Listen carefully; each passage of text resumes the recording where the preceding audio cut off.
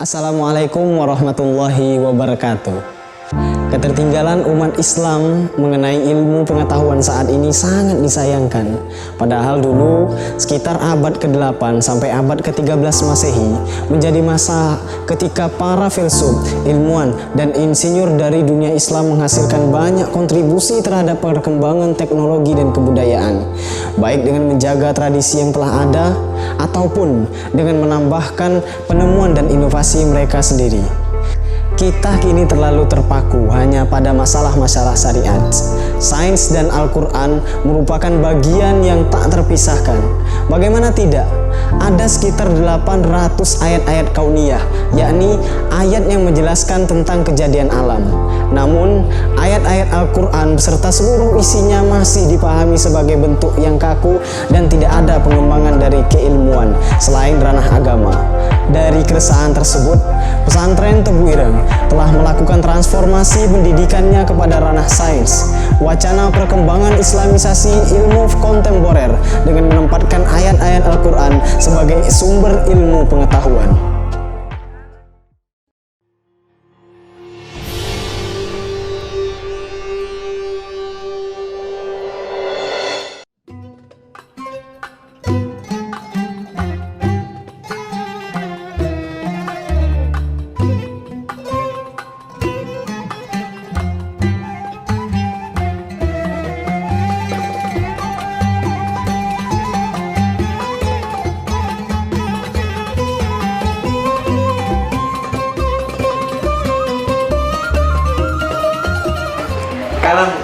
Menebar Islam rahmatan lil alamin.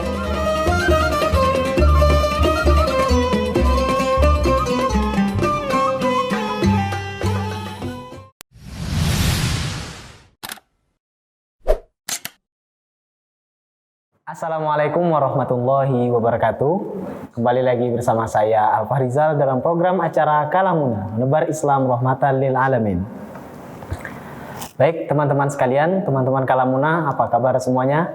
Semoga kita semua dalam keadaan baik dan senantiasa diridhoi oleh Allah Subhanahu wa taala. Amin amin ya rabbal alamin. Lalu bagaimana sih pesantren Tebu Ireng menciptakan hal yang tersebut yang berkaitan dengan hal yang di atas? Tentu bersama kita Kepala Pondok Pesantren Tebu Ireng Sains Jombok Al Ustadz Umbaran. Assalamualaikum Ustaz. Waalaikumsalam warahmatullahi wabarakatuh. Sehat Ustaz? Alhamdulillah sehat. Alhamdulillah.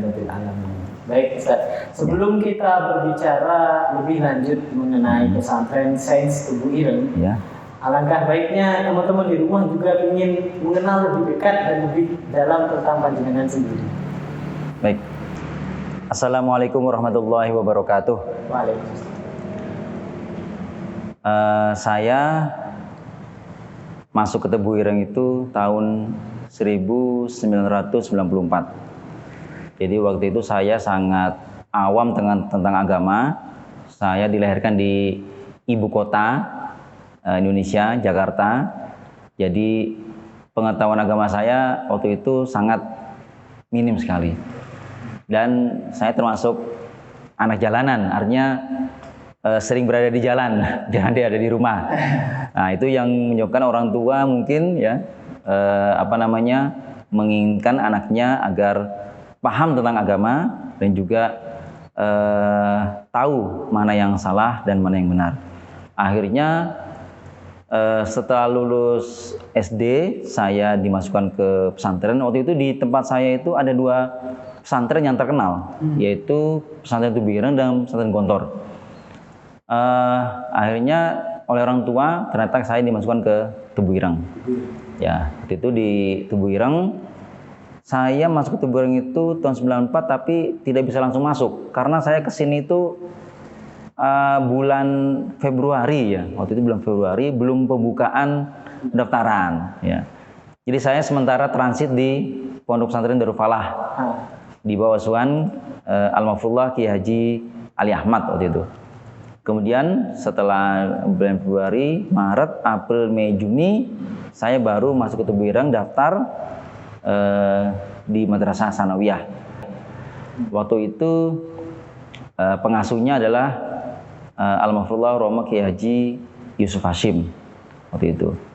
Saya masuk ke sanawiyah, kemudian diterima di kelas 1 dan mendapat asrama namanya dulu Komplek di Al Jihad. Sekarang udah almarhum, sekarang sudah tidak ada lagi, sudah dibongkar. Itu di situ sanawiyah saya mendapat pelajaran, alhamdulillah saya sedikit belajar tentang agama, tentang bahkan yang mungkin tidak pernah saya ketahui, belajar nahwu shorof. Ketika saya masuk tuh apa nahwu shorof itu, saya sama sekali nggak paham. Bahkan ketika disuruh menghafalkan, saya dihafalkan tapi nggak paham apa maksudnya, nggak hafal udah. Pokoknya disuruh ngapalin ya ngapalin. Waktu itu gurunya Bapak Kiai Haji Serozi yang ngajar jurumnya nahwu itu. Kemudian setelah saya belajar baca kitab juga di sanawiyah, alhamdulillah. Kemudian belajar tentang agama dan juga umum, karena sanawiyah juga umumnya juga bagus waktu itu ya. Saya setelah mempelajari sekian banyak, lanjut ke aliyah. Alhamdulillah di sanawiyah nggak pernah naik kelas, selalu naik kelas terus. Alhamdulillah lancar. Waktu itu satu kelas isinya 53 isi satu kelas itu, jadi lumayan banyak sekali. Dengan kondisi kelas seperti itu ya, fasilitas kelas yang seadanya waktu itu ya 53 itu alhamdulillah itu luar biasa. Apalagi ketika biasanya ada dulu namanya Eptanas, biasanya kelas dipakai untuk ujian, digabung antara kelas 1 dengan kelas berikutnya digabung, tambah bisa lebih banyak lagi sampai 70 satu kelas itu waktu itu. Jadi luar biasa. Tapi alhamdulillah berkat doa para kiai, para guru-guru ya, selalu naik kelas dan alhamdulillah lanjutkan ke aliyah Tubuireng. Nah di aliyah saya itu bingung masuk program apa ini ya. Ada program MAK waktu itu namanya, ada program Salaf, program IPS, IPA. Ada 4 program waktu itu. Akhirnya setelah istikharah dan bertanya kepada kakak-kakak kelas waktu itu ya, saya memantapkan diri untuk masuk ke program Salaf. Ya. Akhirnya kembali lagi menghafal kitab-kitab, menghafal Alfiyah Ibnu Malik ya waktu itu, menghafal jurumnya Ibnu Malik dan mempelajari kitab lagi. Ya, alhamdulillah di aliyah lancar juga studinya. Kemudian di kelas kelas 2 aliyah waktu itu santri-santri yang dianggap bagus itu disuruh untuk membantu mengajar adik kelasnya tentang Al-Quran di kelas. Jadi sudah mulai bantu mengajar guru ya. Jadi sosial itu saya disuruh ngajar ya, alhamdulillah berkat doa para kiai dan juga para orang tua ya. Jadi memberikan diri untuk mengajar. Jadi ya anak kelas 1 SMP itu. Ini kalau boleh tahu Ustaz, kembali lagi ke sejarah awal tadi. Kan ada 2 pesantren besar, antara pesantren Tebuireng dan pesantren Gontor. Itu kalau boleh tahu alasan kenapa memilih pesantren Tebuireng gitu? Ya, karena Tebuireng itu jadi dari cerita-cerita orang tua dan juga orang di rumah itu adalah tempat berdirinya NU dari situ, dari Tebuireng, dan juga pendiri NU adalah salah seorang pahlawan nasional ya, pahlawan nasional Hadratus Syekh Haji Muhammad Hasyim Asy'ari, dan juga di situ gudangnya para ulama salaf ya, tidak hanya kaliber nasional juga kaliber internasional ya. Jadi akhirnya saya memutuskan untuk ke Tebuireng, tidak ke Gontor ya. Itu juga mungkin salah satu jalan dari Allah ya untuk bisa ke sini dan juga sekarang bisa berada di sini gitu ya, seperti itu. Jadi waktu itu karena nama besar Hadratus Syekh Haji Muhammad Hasyim Asy'ari, akhirnya saya memantapkan diri untuk masuk ke Tebuireng gitu. Ini kalau tentunya ada perbedaan gitu antara pesantren Tebuireng yang dulu dan pesantren Tebuireng yang sekarang.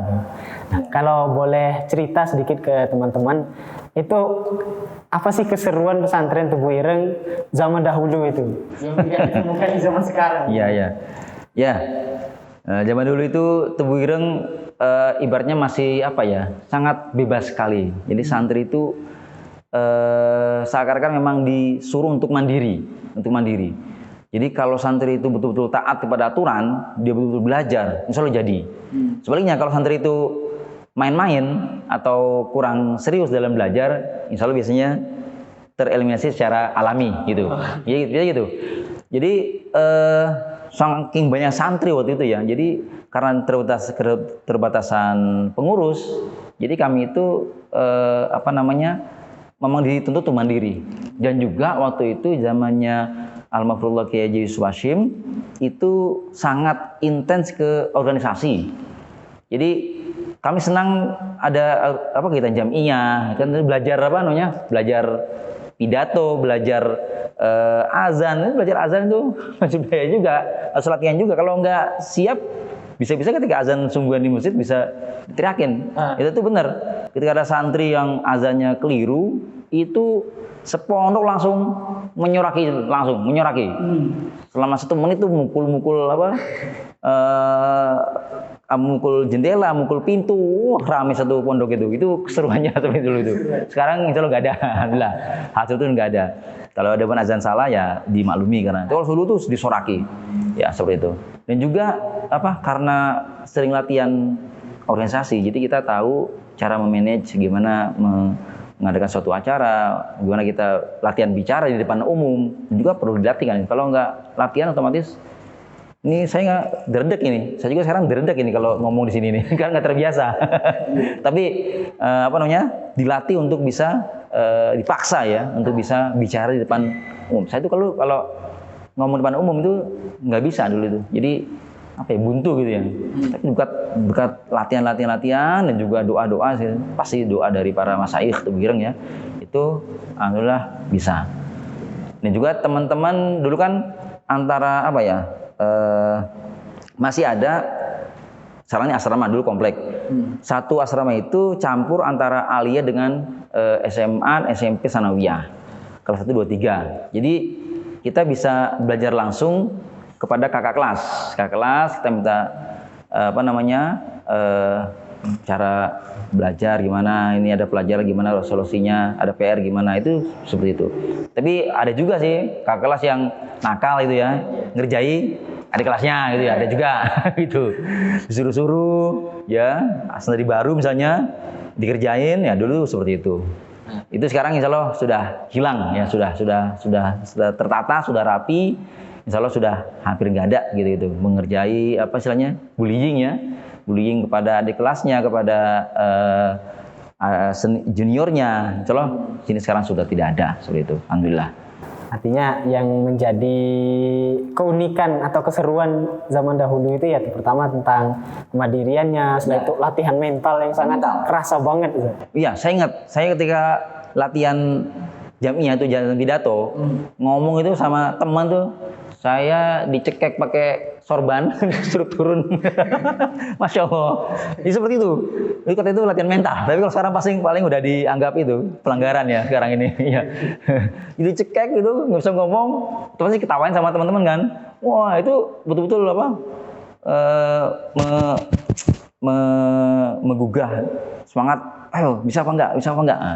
Nah kalau misalnya terus, ya kita kuat. Kalau misalnya kita lemah, ya udah kita akhirnya turun, akhirnya nggak betah, boyong. Dulu banyak boyong seperti itu, banyak keluar itu ini seperti itu karena tidak betah digojlok atau dibully sama seniornya atau sama teman-temannya seperti itu. Tapi sekarang alhamdulillah sudah lebih tertata lah seperti itu. Itu seruan dulu seperti itu. Tapi jangan ditiru kalau sekarang, jangan nanti kena HAM nanti. Gitu. Oh iya, dengar-dengar Ustaz juga pernah sempat menjadi pimpinan redaksi majalah Tebu Ireng. Oh iya.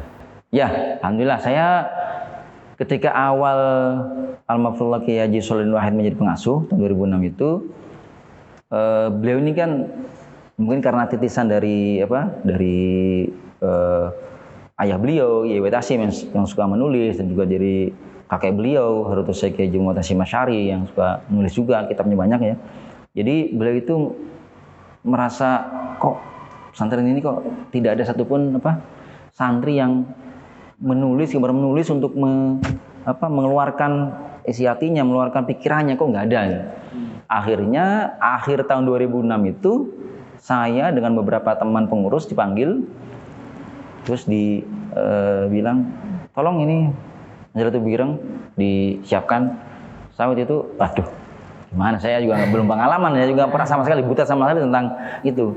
Artinya ya alhamdulillah saya punya teman-teman yang yang membantu, yang siap untuk bekerja keras ya.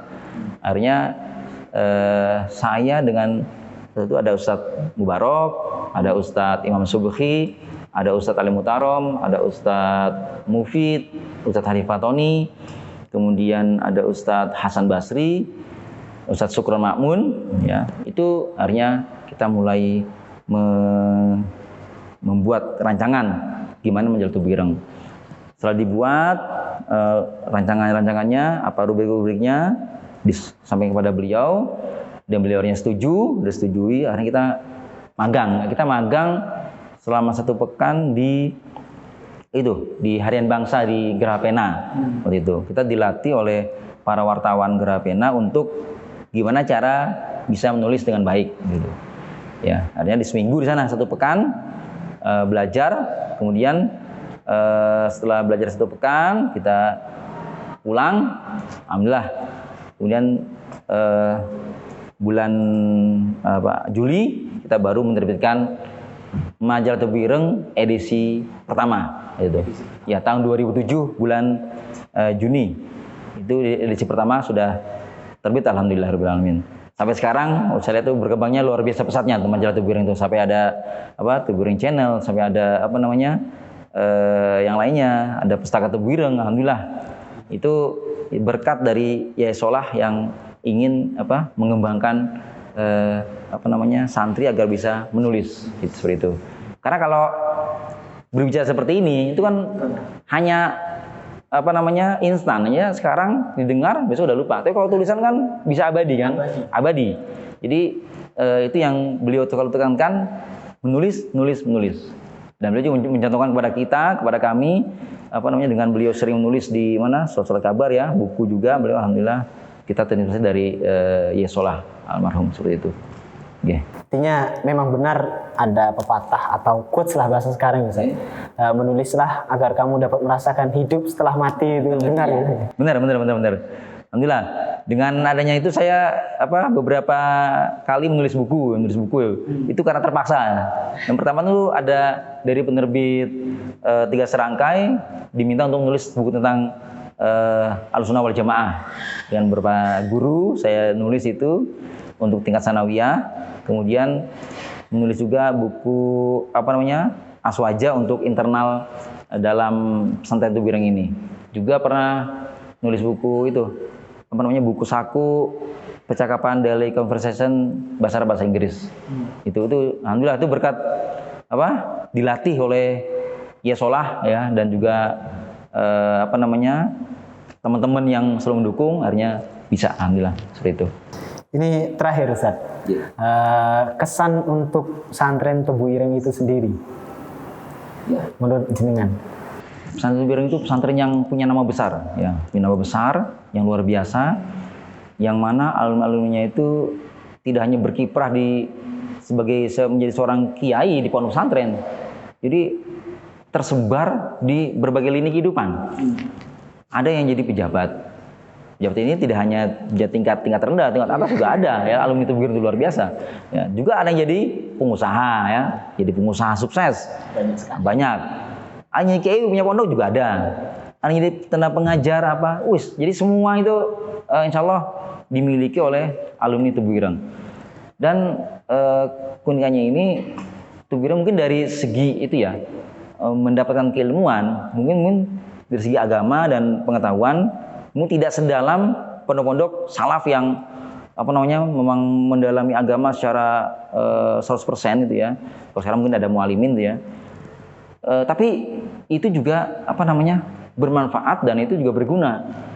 Dan ini saya meyakini bahwa hal seperti itu terjadi karena tirakat para masyayikh, para pendiri pesantren tubuh ireng ini, para pengasuh. Yang saya sering dengar itu Yai Hashim itu puasa 3 tahun ya, untuk nirakati santrinya, keluarganya, dan juga beliau sendiri. Nah, ini yang mungkin tidak dimiliki oleh pondok-pondok lain. Jadi pengasuhnya itu, pendirinya itu mentirakati santrinya ya, puasa 3 tahun berturut-turut. Ini kan luar biasa ya. Kalau orang itu mesti nggak kuat ya, jangan puasa 3 tahun, puasa 1 bulan puasa aja, Ramadan kadang-kadang bolong-bolong gitu ya. itu saya yakin barokahnya itu di situ. Ya Hashim dan juga para masyayikh yang ikhlas dalam mendidik, walaupun mungkin ilmunya itu tadi tidak terlalu dalam, tapi bermanfaat dan barokah. Itu yang saya rasakan. Saya ini ilmunya ya biasa-biasa saja, nggak dalam banget dengan seperti yang pesantren lain. Dari bahasa ya standar lah, bisa ya, ngerti dikit-dikit itu ya. Kalau kitab salaf juga demikian, sebelum saya sanawiyah dan aliyah salaf, tapi ternyata bila dibandingkan dengan pondok-pondok lain yang salaf itu ternyata saya nggak ada apa-apanya. Tapi ternyata itu yang berguna, bermanfaat ya untuk kehidupan saya, seperti itu. Itu yang saya rasakan. Nah, ini yang mungkin santri harus tahu bahwa mondok itu tidak hanya kita mencari ilmu ya, tapi juga mencari barokah dan mencari hidayah juga. Ini yang perlu diketahui santri. Jadi jangan pernah melanggar aturan pesantren, melanggar tata tertib, karena itu bisa menyebabkan terputusnya doa atau manfaatnya doa dari para masyayikh, para pendahulu kepada santrinya, seperti itu. Ya, kalau misalnya pernah melakukan pelanggaran ya segera bertobat dan ziarah ke makam Masyayikh Tebuireng, ya, minta maaf itu ya, ada kesalahan. Kalau misalnya ada hak adami segera diselesaikan. Nah, itu yang sering-sering terjadi. Ada santri pintar tuh ya. Saya pernah punya teman itu pintar sekali.